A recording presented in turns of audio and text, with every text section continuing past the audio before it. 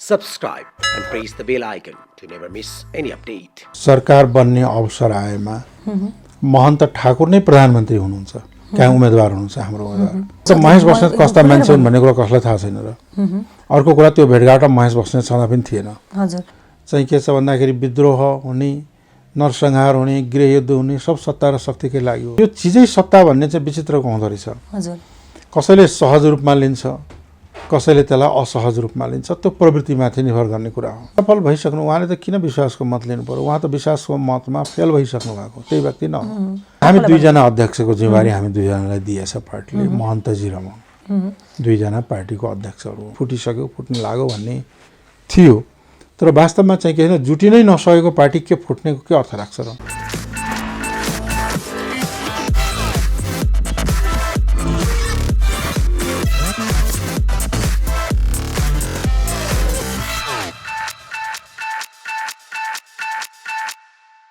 नमस्कार, स्वागत छ canadaNepal.com मा। म छु मोनिका सिंह। तपाईँ हेर्दै हुनुहुन्छ कार्यक्रम सार्थक प्रश्न र आज सार्थक प्रश्नमा हामीसँग कुराकानी गर्नका लागि जसपाका नेता उपेन्द्र यादव हुनुहुन्छ। अहिले राजनीतिक अवस्था अस्थिर छ, देशमा विभिन्न किसिमका दुःख जनताहरूले पाइ नै रहेका छन्। त्यो सँगसँगै राजनीति पनि त्यही ढङ्गतिर नै लागिरहेको छ।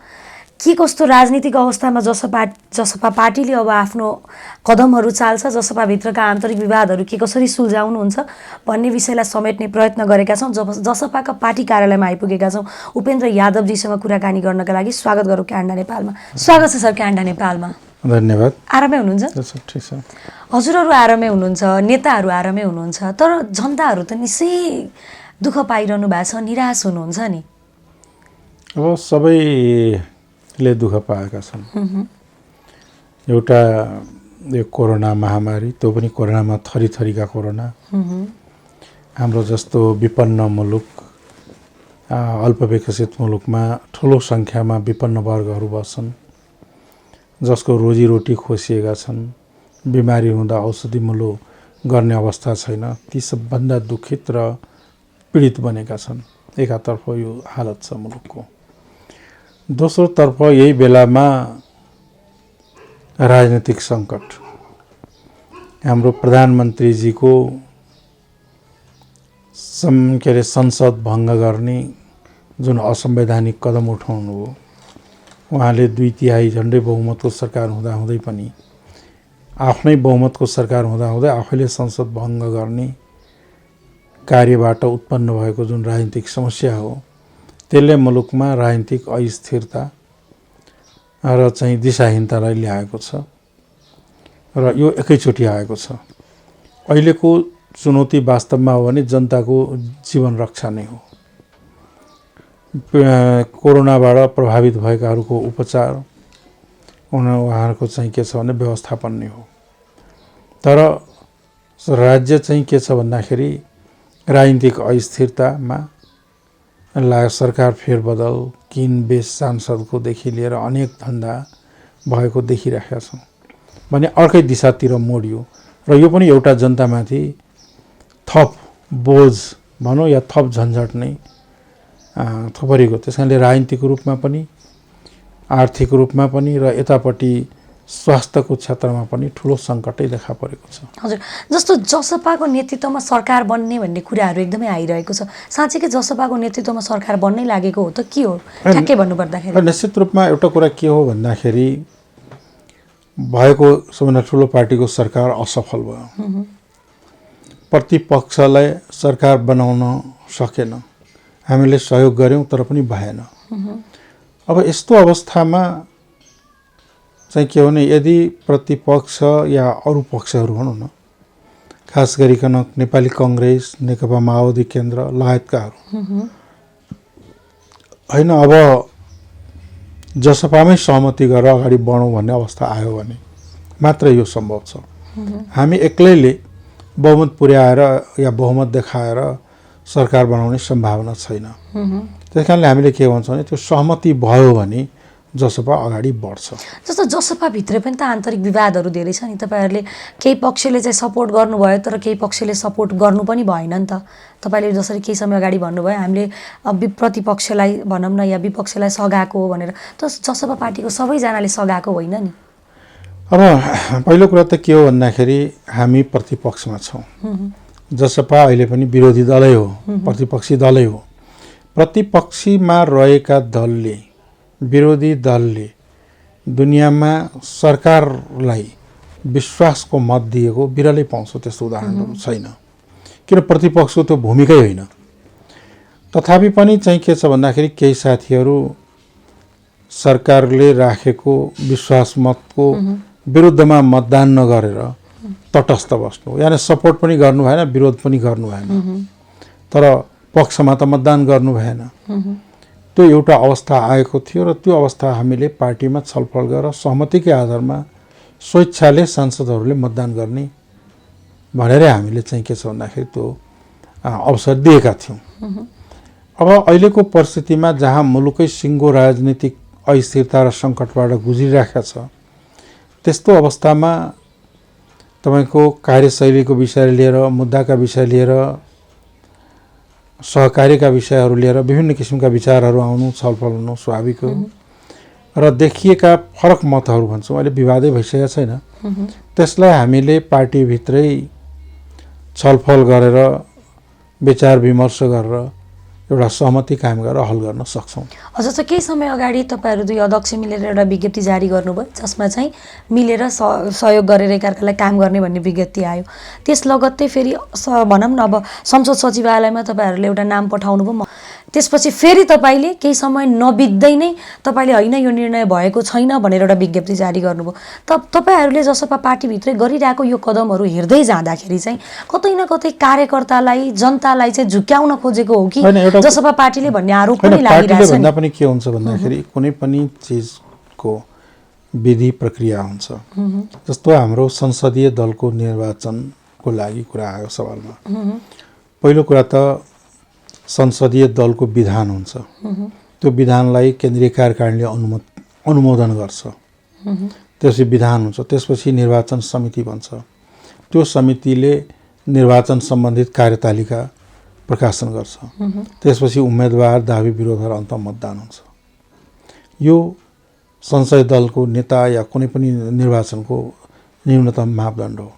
कसैले चाहिँ के छ भन्दाखेरि घरमा बाटामा विभिन्न बाहनामा विभिन्न लोभ लालच दिएर सिग्नेचर गराएँ म नेता भएँ भनेर नेता हुँदैन।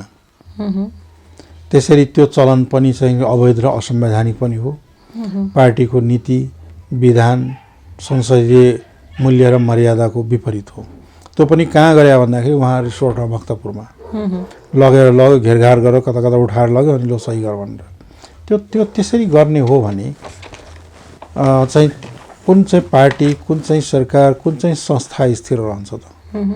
त्यसले गर्दाखेरि जुन कार्य भएको छ त्यो गलत हो। महन्तजी त ज्येष्ठ नागरिकको हैसियतले, जम्मा 2टा बैठक भयो, ज्येष्ठ नागरिकको हैसियतले महन्तजीलाई अध्यक्षता गर्न हामीले आग्रह गऱ्यौँ, उहाँले गर्नुभयो। त्यसपछि विधान ड्राफ्ट समिति बन्यो। त्यो विधान ड्राफ्ट भएर पहिला संसदमा बसेर सांसदहरूले पारित गर्नुपर्छ, त्यसपछि पार्टीमा आउँछ, पार्टीले स्वीकृत गर्छ, त्यसपछि मात्र त्यो कार्यान्वयन भएर अगाडि जान्छ। यो सबै प्रक्रिया केही पनि नभइकन हामी केही मान्छे जम्मा भयौँ, आफैलाई घोषणा गऱ्यौँ भनेर त कोही नेता त बन्दैन। तर अहिले फेरि आइरहेछ नि सामाजिक सञ्जालमा भनौँ या विभिन्न समाचार माध्यमबाट चाहिँ अब चाहिँ जस्तो प्राय चलन हुन्छ संसदीय दलको नेता नै प्रधानमन्त्री बन्ने सम्भावना बढी देखिन्छ होइन। र अहिले चाहिँ राजेन्द्र महतोजीलाई नै प्रधानमन्त्री बनाउने प्रस्तावहरू अघि सारिरहेको भन्ने न्युजहरू आइरहेको छ। साँच्चै यो हो या होइन? बिल्कुल गलत कुरा हो यो। हाम्रो पार्टीको तर्फबाट सरकार बन्ने अवसर आएमा महन्त ठाकुर नै प्रधानमन्त्री हुनुहुन्छ, कहाँ उम्मेदवार हुनुहुन्छ हाम्रो उम्मेदवार। हामीले महन्त ठाकुरलाई नै अगाडि सार्ने हो। अरू त्यसमा चाहिँ के छ भने यताउति भन्ने कुरा आउँदैन, यसमा क्लियर छ। हजुर, एकदम स्पष्ट रूपले भन्नुपर्दाखेरि महन्त ठाकुर बाहेक चाहिँ अरू बन्न सक्ने सम्भावना छैन। जस्तो केही समय अगाडि चाहिँ तपाईँकै पार्टीका अर्को नेता भनौँ न बाबुराम भट्टराईज्यू चाहिँ राति 1 बजे प्रधानमन्त्री बनाइदिनु पर्यो भन्दै केपी शर्मा ओली प्रधानमन्त्रीज्यूसँग भेट्न जानुभयो? पहिलो कुरा त भेट त भएको प्रधानमन्त्रीलाई सुझाव दिनलाई। मुलुक सङ्कटग्रस्त भइसक्यो, प्रधानमन्त्रीले आफ्नो कुर्सी छोडेर भए पनि देश जनताको लागि चाहिँ बाटो खोलिदिनु पर्यो भनेर। त्यसरी उहाँहरूले सल्लाह दिन सुझाव दिनलाई प्रधानमन्त्रीलाई भेट्या हो। त 1 बजे राति होइन, 5 बजे दिउँसो। तर महेश बस्नेतले त खुलेर अब त महेश बस्नेत कस्ता मान्छे हुन् भन्ने कुरा कसलाई थाहा छैन र। अर्को कुरा त्यो भेटघाट महेश बस्नेत छँदा पनि थिएन। हजुर।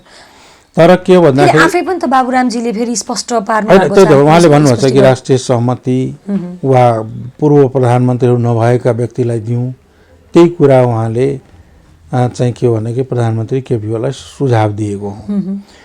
अब जुन एउटा दुष्प्रचार गर्यो, जुन मान्छे त्यहाँ बैठकमा उपस्थित नै छैन तिनकोबाट, उनले प्रधानमन्त्री माग्न गए भनेर।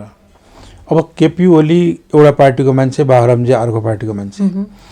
केपी ओलीले जुन आफ्नै पार्टी फुटेर जान लागेको अवस्थामा पनि अरू मान्छे दिन तयार थिएनन्, उनीसँग को माग्न जान्छ र उनले दिन्छन् भन्ने पत्याउँछन्। त्यस कारणले यस किसिमको चाहिँ के छ भन्दाखेरि दुष्प्रचारबाजी कुराहरू नगर्नु बेस हो। हजुर, जस्तो भनौँ न यही बाबुरामजी भेटिसकेपछि चाहिँ उपेन्द्र यादवजी र बाबुरामजी बिचमा पनि मनमुटाव आयो है। यो कारणले चाहिँ अब अहिले पछिल्लो समयका तपाईँका निर्णयहरू पनि उपेन्द्र यादवजीले बाबुरामजीको कारणले नै लिनुभएको हो भन्ने सामाजिक सञ्जालमा पनि समाचारहरू आइरहेछ। त्यो हो या होइन? किनभने एकदम धेरै कुनै दूरी बढ्या छैन। हजुर, हामी सबै सल्लाह गरेर गइरहेका छौँ र कसैको कारणले होइन, मुलुकको आवश्यकतालाई महसुस तर नेताहरू बिचमा चाहिँ काहीँ न काहीँ द्वैत चरित्र देखियो नि। दिनमा एउटा कुरा बोल्ने, रातमा अर्को कुरा गर्ने। तपाईँहरूलाई स्वयं जानकारी नभएर पनि बाबुरामजी भेट्न जानुभयो, यो चिजलाई के भन्नुहुन्छ? होइन, भेटघाट किनभने चर्को रूपमा सामाजिक सञ्जालमा विरोध गर्ने व्यक्ति प्रधानमन्त्री एउटा बाबुरामजी पनि हो। असफल भन्ने या विभिन्न बेला बेलामा तल्लो स्तरको टिप्पणी अझ भन्नुपर्दाखेरि बेला बेलामा सामाजिक सञ्जालमा बाबुरामजीले ट्विटर मार्फत गरि नै रहनु भएको हुन्थ्यो। अनि उहाँ नै फेरि राति 1 बजे भेट्न जाने, तपाईँ त पार्टीको अध्यक्ष पनि हो, तपाईँलाई जानकारी स्वयं नगराएर जाँदाखेरि त यसको अर्थ त अर्कै लाग्छ नि त होइन? होइन, अब त्यसो भने अर्थ जता लगाए पनि त के अर्थ भयो। तर मूल कुरा के हो भने राजनीतिमा भेटघाट हुन्छ। नेताहरूको भेटघाट उपयुक्त समयमा जतिखेर मौका मिल्छ एक दोस्रोसँग टाइम मिलाएर भेटघाट हुन्छ, त्यसलाई अन्यथा लिनु हुँदैन र त्यो चलन हुनु राम्रै हो। तर भेटेर के कुरा निष्कर्ष निकालियो त्यो महत्त्वपूर्ण कुरा हो। उहाँको भेटघाटबाट कुनै निष्कर्ष निस्किएन र प्रधानमन्त्रीले उहाँको सुझावलाई स्वीकार नस्वीकारेकै देखिन्छ। त्यो अवस्थाको कारण के हो भने अहिले पनि यहाँले सुरुमै भन्नु मुलुक बडो सङ्कटग्रस्त छ। त्यही सङ्कटलाई हल गर्नका लागि एउटा वर्तमान प्रधानमन्त्री र पूर्व प्रधानमन्त्रीको बिचमा कुराकानी हुनु, भेटघाट हुनु, त्यसलाई अस्वाभाविक रूपमा लिनु हुँदैन। अब जहाँ सामाजिक सञ्जालमा विभिन्न किसिमका मान्छेहरू हुन्छन्, विभिन्न किसिमले आफ्ना कुराहरू लेख्छन्, त्यो अलग विभिन्न दृष्टिकोणबाट लेखिएको हुन्छ, तिनको पछि दौडेर साध्य पनि छैन। हजुर, जस्तो जसपा पार्टीभित्रै पनि 3टा गुट छ भन्छन् नि। सानो छ पार्टी होइन, त्यहीमाथि पनि यसरी गुटगत हुन थाल्यो भने राजनीति कुन दिशातर्फ के भन्दाखेरि गुट भन्ने कुरा त के भयो, नेपालको राजनीतिक चरित्रै भइसकेको छ। गुटको पनि उपगुट भन्ने छ। पार्टीहरू चाहे त्यो नेपाली काङ्ग्रेस हो या कम्युनिस्ट पार्टी हो या अन्य कुनै पार्टीहरूमा संस्थागत चरित्रको विकासै भएको छैन। नेपालको राजनीतिक दलको इतिहासमा अहिलेसम्म पार्टीहरू आफ्ना लक्ष्य, सिद्धान्त, आदर्श र विचारको अनुसार चल्ने र आफूले बनाएका विधान, विधि र नियमावली र प्रक्रियाबाट चल्ने, संस्थागत निर्णयहरूको माध्यमबाट अगाडि बढ्ने यो संस्कार अहिले नेपालमा विकास भएको छैन। त्यसबाट अछुतो कुनै पनि पार्टी छैन। हाम्रो पार्टी पनि प्रभावित छ। जब सिङ्गो मुलुकै प्रभावित भइसकेपछि त्यो भित्र रहेका कुनै पनि सङ्घ सङ्गठन संस्था प्रभावित हुन्न भन्न सकिन्न।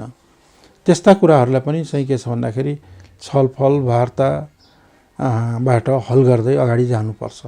हजुर, जस्तो मुलुक यति ठुलो सकसमा छ, अघि पनि केही समय अगाडि हामीले कुरा गरिहाल्यौँ कोभिडको, यत्रो ठुलो महामारी छ, अवस्था एकदमै भयावह अवस्था छ होइन।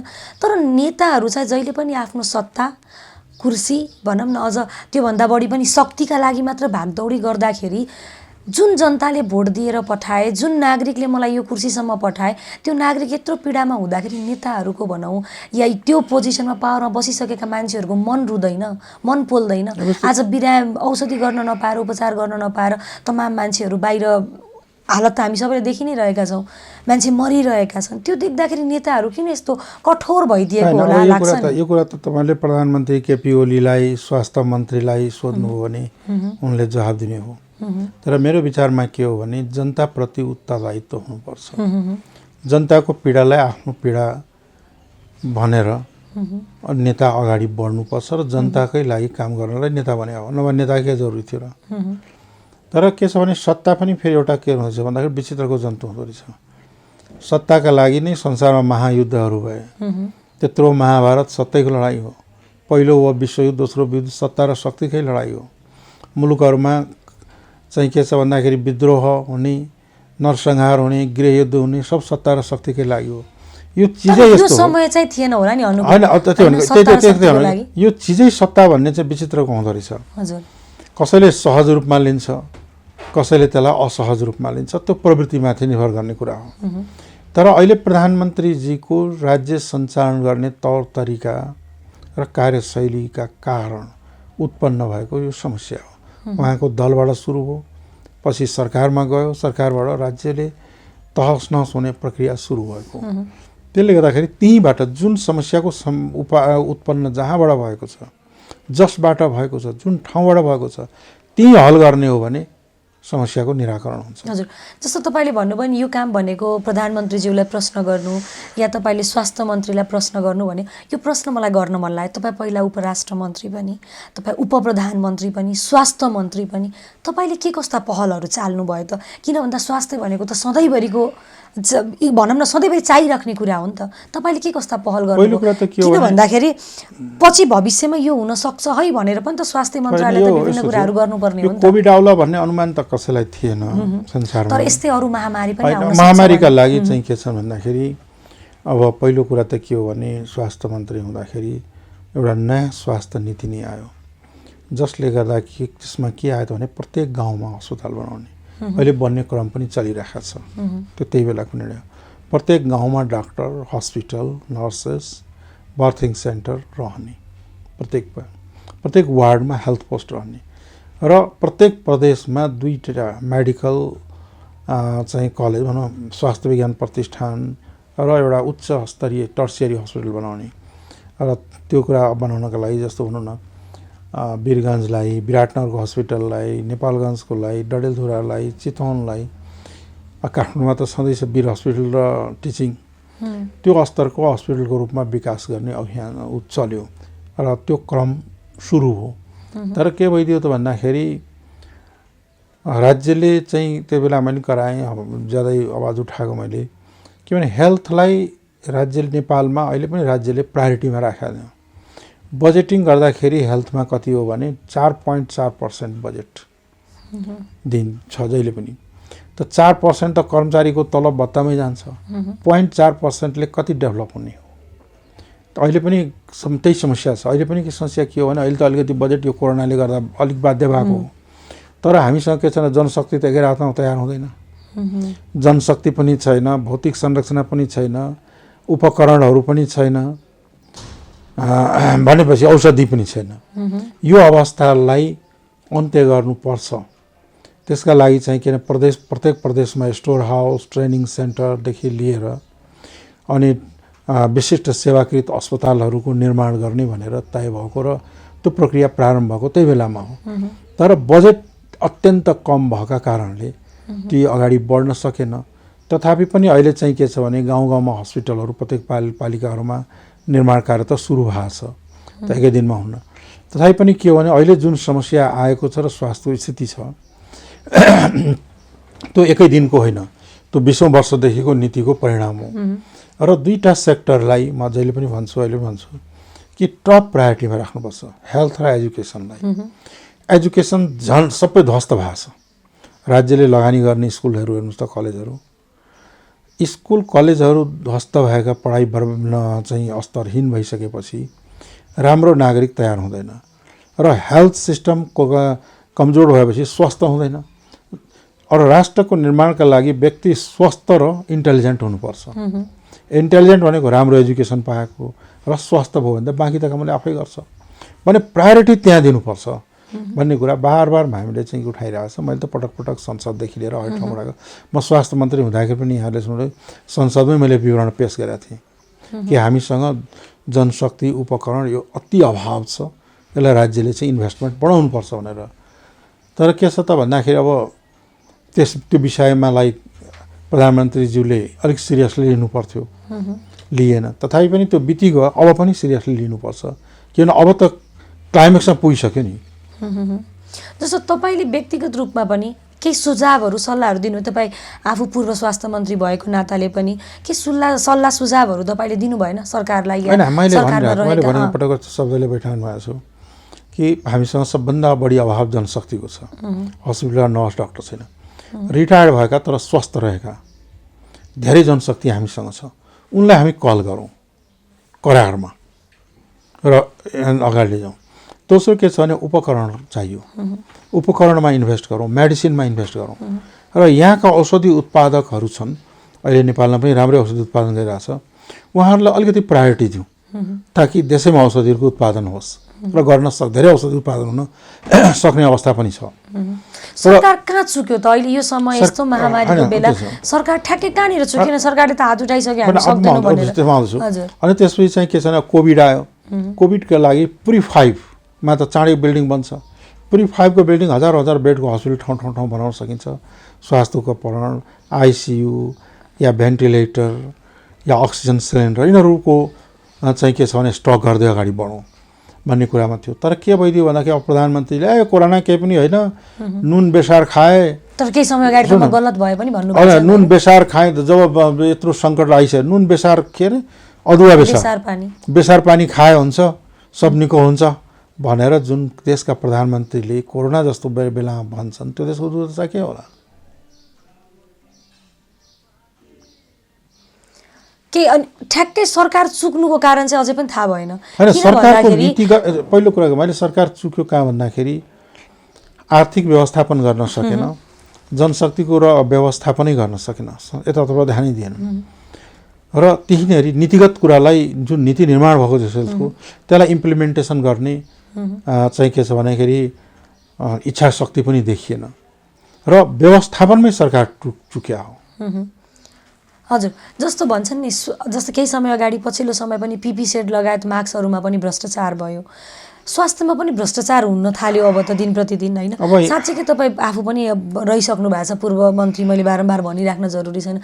स्वास्थ्य क्षेत्रमा पनि यसरी भ्रष्टाचार गर्दै भने कसरी जनताले चाहिँ अब यो विभिन्न किसिमका क्रियाकलापहरूलाई माफ गर्ने अहिलेका राजनीतिक दलहरूलाई माफ गर्ने? भने स्वास्थ्यमा जनताको ज्यानसँग खेलवाड गर्नु त खोपमा पनि महाअपराध हो। हजुर, यो त अपराध मात्रै होइन, यसलाई महाअपराध भन्नुपर्छ। त्यो भएको देखियो, काण्डहरू भएको देखियो। त्यहाँ के छ भन्दा दुःखको कुरा के छ, नेताहरूकै मन्त्रीहरूकै छोराछोरी संलग्न भएको देखियो। यो झन् दुःखको कुरा हो।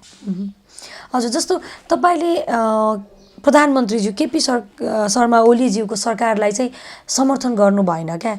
काहीँ न काहीँ समर्थन गरेको देखिएन, होइन? विश्वासको मत पनि तपाईँहरूले दिनु भएन, होइन?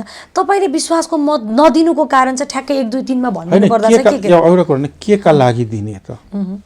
स्वास्थ्य क्षेत्रमा फेल, शान्ति सुरक्षामा फेल, यति जति हिंसा, हत्या र बलात्कारका घटना कहिले भएको थिएन यति छोटो पिरियडमा, त्यो रोक्नमा पनि फेल।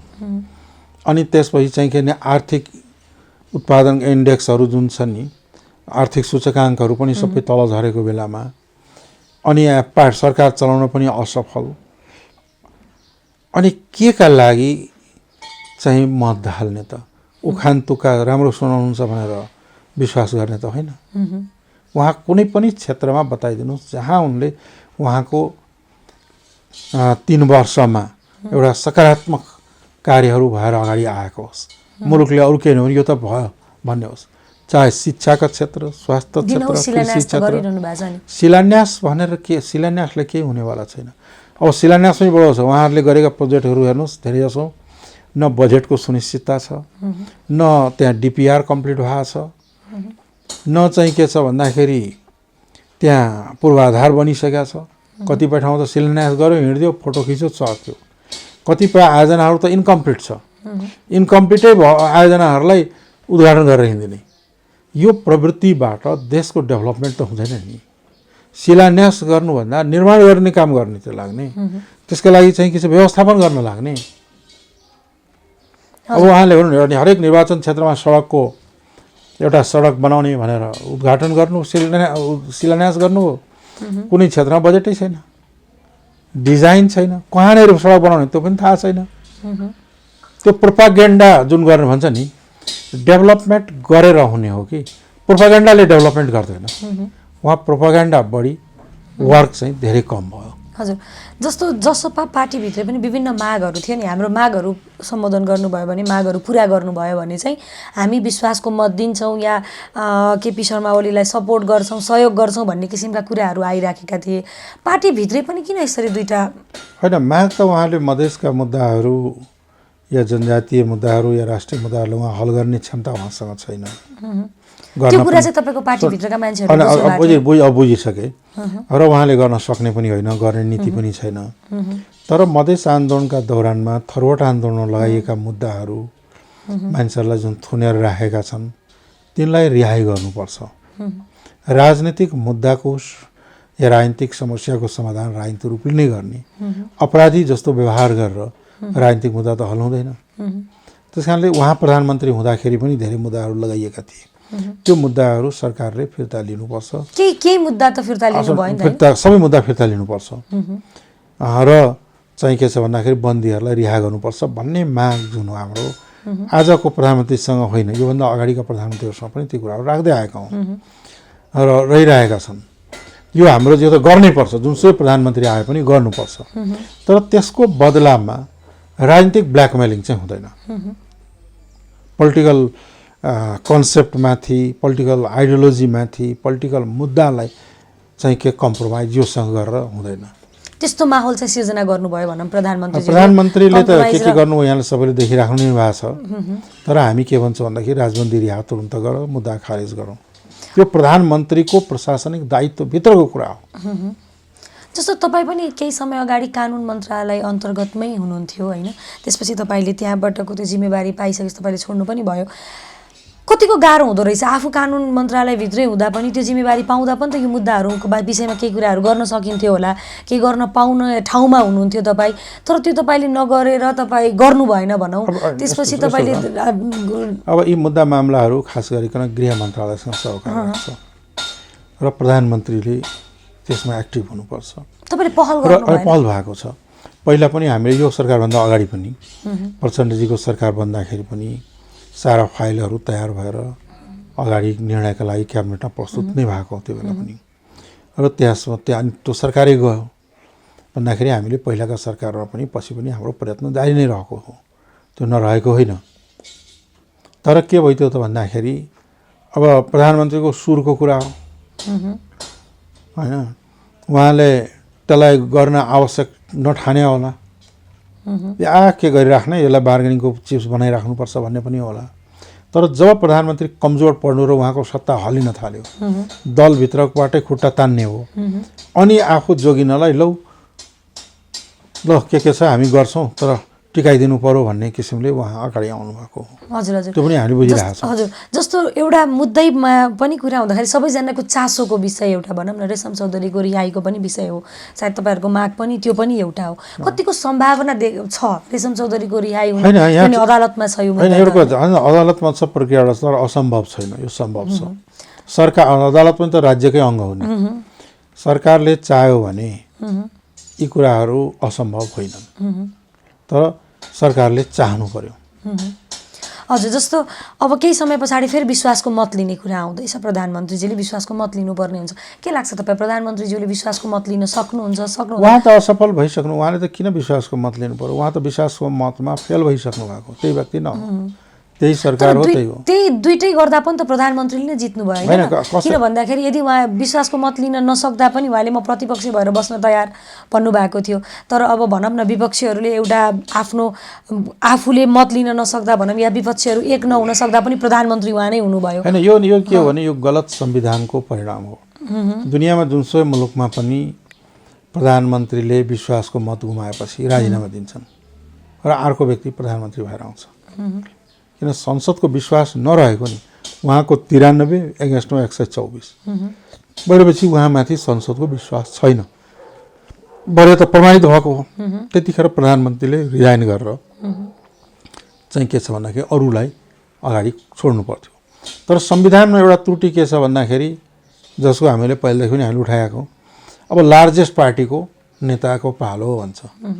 लार्जेस्ट पार्टी त स्वयं हो नि, आफै लार्जेस्ट पार्टी हो, आफूले विश्वासमत गुमाइसकेपछि त ती व्यक्ति केपी त्यसको बेनिफिट पाएको उहाँले हो। उहाँ त त्यस बेला केयरटेकर गभर्मेन्ट हुनुपर्थ्यो, वास्तवमा काम चलाउ सरकारको रूपमा रूपान्तरण हुनुपर्ने। त्यो अब आउँदैछ त्यसको पालो। हजुर, अब आउने संवैधानिक अभ्यास हो भने त्यहाँ पुग्छ। जस्तो प्रधानमन्त्रीज्यूले दिन प्रतिदिन एकपछि अर्को कदम चालिरहनु भएको छ नि, या विभिन्न पछिल्लो समयको राजनीतिक घटनाक्रम हेर्दै जाँदाखेरि चाहिँ प्रधानमन्त्रीज्यू स्वयं एक्लैले मात्रै कुनै बाहिरी शक्ति बिना यत्रो ठुलो कदम उठाउन सक्ने आँट या हौसला हिम्मत हुँदैन थियो भन्ने विभिन्न विश्लेषकहरूको भनाइ, राजनीतिक दलभित्रकै मान्छेहरूको पनि भनाइ यो छ। तपाईँलाई के लाग्छ बाहिरी शक्तिको प्रभावले उहाँहरूकै कार्यकर्ताहरू, उहाँकै पार्टीका नेताहरू, उहाँकै सहकर्मीहरू, उहाँले नै मन्त्री बनाएका व्यक्तिहरूले नै त्यसै भन्दैछन् र यसो हेर्दाखेरि त्यस्तो लाग्छ पनि। तर के हो भन्दाखेरि यी कुराहरू के हुन्छन्, अदृश्य हुन्छन्, जसको प्रमाण सबुत हुँदैन। प्रमाण सबुत नहुने कुरालाई यही हो भन्न पनि गाह्रो। तथापि पनि चाहिँ के हो भन्दाखेरि प्रधानमन्त्रीजीले एक्लैले आँट गरेर एक्लै आफ्नै बाहुबुता बलमा चलिराख्नु भएको छैन। त्यो कुरा उहाँकै पार्टीका वरिष्ठ नेताहरूले सार्वजनिक रूपले बोलिसकेको कुरा हो। उहाँहरूलाई बढी थाहा हुन्छ सरकारमा रहेको पार्टीलाई।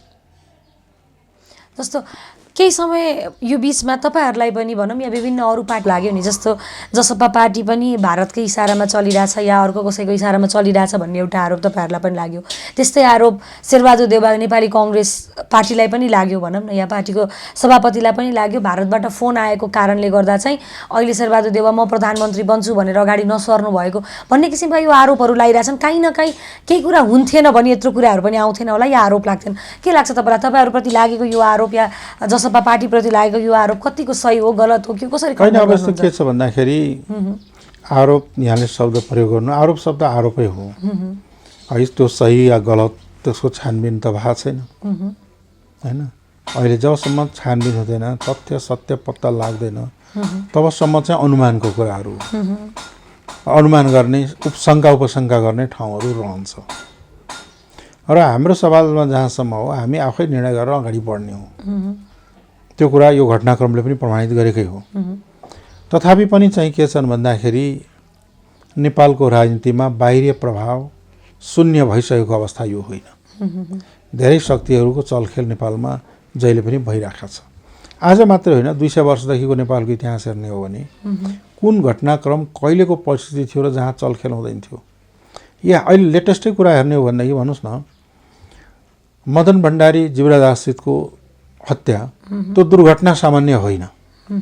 यदि त्यो सामान्य दुर्घटना भने अनि चाहिँ के छ भन्दाखेरि राज परिवारको विनाश, राजा वीरेन्द्रको परिवारको विनाश, नरसंहार, त्यो चाहिँ के कुनै दैविक प्रकोपबाट त भएको होइन। त्यो पनि ठुलै रहस्य नै छ।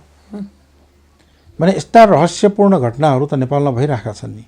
त्यो के आफै भएको होला र अनुमान गरौँ न भन्दाखेरि के छ त भन्दाखेरि चाहे त्यो जङ्गबहादुरले गरेका कोतपर्व किन नहोस्, हरेक घटनाक्रममा कहीँ न कहीँ नेपालमा कतै न कतै, आज होइन 200 वर्षदेखि अगाडिदेखि कतै न कतै आन्तरिक र बाहिरी दुवै खालका शक्तिहरूले खेले हुन्छन्। आन्तरिक प्रमुख हुन्छ है, जब चाहिँ के छ भने आन्तरिक कलहहरू हुन थाल्छ अनि छिमेकीले खेलिदिन्छ।